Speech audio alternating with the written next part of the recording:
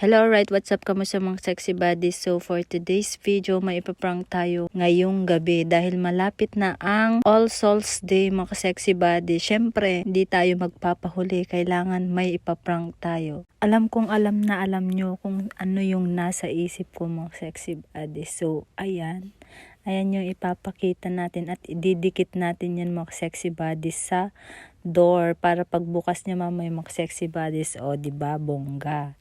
Napakagandang muka. So ayan ang mga sexy buddies, bali naayos ko muna.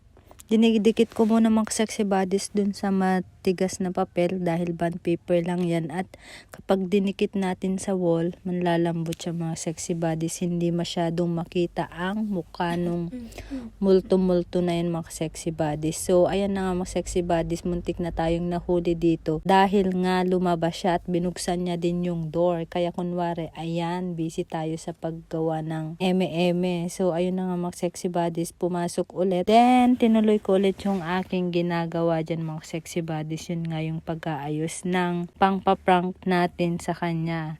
Syempre ang ating biktima ngayon mga sexy buddies, walang iba kundi si Wella. So ayun na nga, abangan nyo mga sexy buddies kung ano ang kanyang magiging reaction.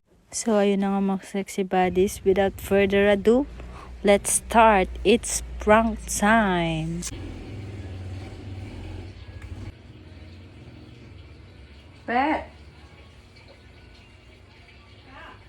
Ano? Itano lang yun, paano lang yun eh? Paano lang yun eh? Yun ang ulang.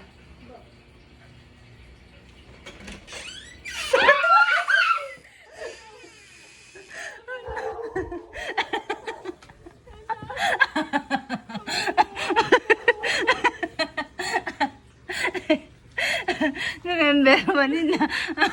May namimingan kita, besi na pagkamu.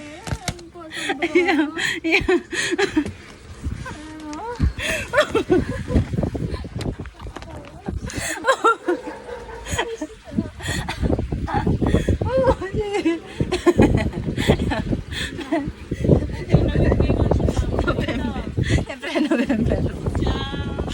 November.